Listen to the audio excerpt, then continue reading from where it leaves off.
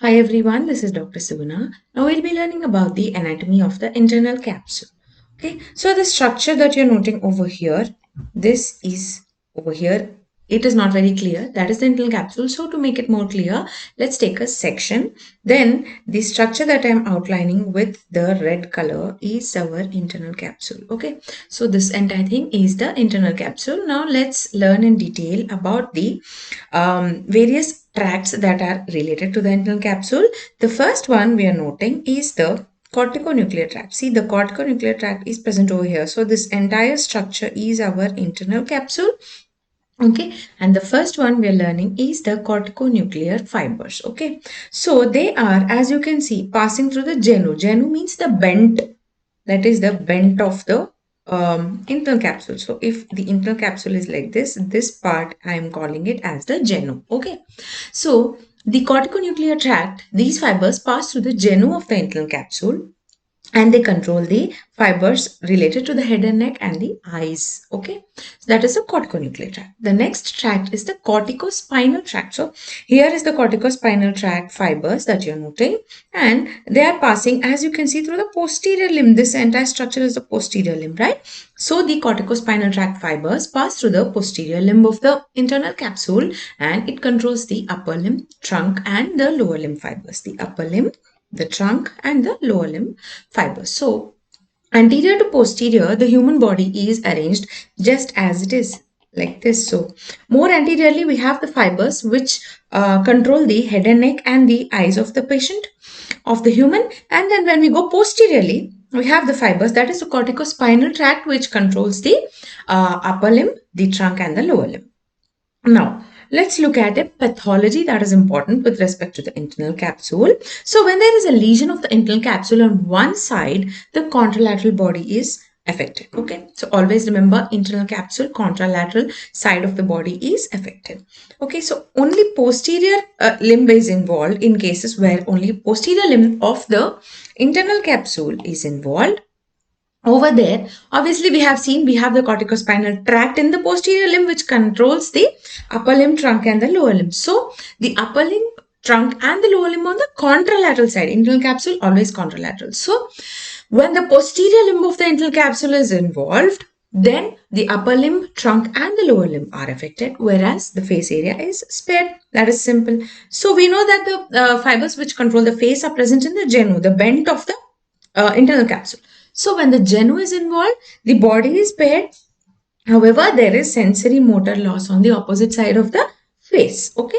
So when the genu is involved, the face is involved. When the posterior limb is involved, the upper limb, trunk and the lower limb are involved. Okay. Now, metathalamus, there are two important structures that we have to know. That is the medial geniculate body, which is related to the auditory pathway, and the LGB, that is the lateral geniculate body, is related to the visual pathway. Now let's learn about each of this in detail. The first one we're looking at is the auditory pathway, that is concerned with the medial geniculate body.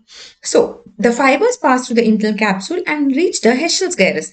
So this structure you're noting here is the Heschel's gyrus. It is nothing but the superior temporal gyrus area 41 and 42. That is the Heschel's gyrus. From there, the sublentiform fibers of the internal capsule are involved. In this pathway, the sublentiform. So, the fibers of the internal capsule that are located beneath the lentiform nucleus, these are involved in the auditory pathway. Okay, mainly in the posterior part of the internal capsule. The next one is the lateral geniculate body, that is concerned with the visual pathway. So, the fibers pass through the internal capsule and reach the occipital or visual or striate cortex. It is known with all of these names and it is area 17. Why is it called striate cortex? Because it has striations and these striations are known as striations of Jenner. Okay, so the optic radiation is also known as the geniculocalcarine tract. What is it known as? The geniculocalcarine tract. It starts from the lateral geniculate body and ends in the calcarine sulcus. That is why we are calling it as the geniculocalcarine tract. Starts from the geniculate body. Which one? That is the lateral geniculate body and goes up to the calcarine sulcus. That is why the optic radiation is also known as geniculocalcarine tract. Okay, the here, unlike the auditory pathway where we have the sublentiform fibers which were involved, in the visual pathway, we have the retrolentiform fibers that are involved. Okay, the retrolentiform fibers are involved. Okay, this is also present majorly in the posterior part of the internal capsule. Now, anterior choroidal artery, a few questions have been asked on this topic, so it's understandable that we have to know this. So, it is a branch of the internal carotid artery and it supplies the posterior limb of the internal capsule. So, anterior choroidal artery is a branch of the internal carotid artery and it supplies the posterior limb of the internal capsule. So whenever there is a pathology, that is a block in this anterior choroidal artery, it presents to us with what is known as the anterior choroidal syndrome. Okay. So where is your anterior choroidal artery? Over here. And whenever there is a block, we have the anterior choroidal artery syndrome. What is this? It presents with a few visual symptoms, most importantly, homonymous hemianopia. Right, that means half of the visual field is gone, and then sensory and motor loss on the upper limb, trunk and the lower limb. But as you can note over here, the face is spared. Why? Because the genu is directly supplied by the branch of an internal carotid artery. It is directly supplied by a branch of the internal carotid artery, so the genu is spared. Okay. However, a few auditory symptoms may also be present in this syndrome. Right. So, we have seen that the anterior limb is sandwiched between the lentiform and the caudate nucleus. In our previous class, we have already learned, right? And the posterior limb is sandwiched between lentiform nucleus and the thalamus. Okay. So, this is the caudate nucleus, right? This is the lentiform nucleus. That is where is the relation of the anterior limb. When we go posteriorly, here we have the thalamus and the lentiform extending over here. So, these are the relations of the anterior and posterior limbs of the internal capsule. Now, pyramidal system is another important system over here. For the first tract that we are learning is the corticonuclear tract. It is present in the lateral part of the genu. So the corticonuclear tract, which is a part of the pyramidal system, is present in the lateral part of the genu. It controls the face fibers. And the next tract we are looking at is the corticospinal tract. It is present in the lateral part of the posterior limb. So corticonuclear tract is present in the lateral part of the genu, whereas the corticospinal tract is present in the lateral part of the posterior limb. Okay, please memorize this. Okay, genu has an N in it. Corticonuclear tract has N in it. So, genu corticonuclear. Okay, the other one is corticospinal. Spinal has S.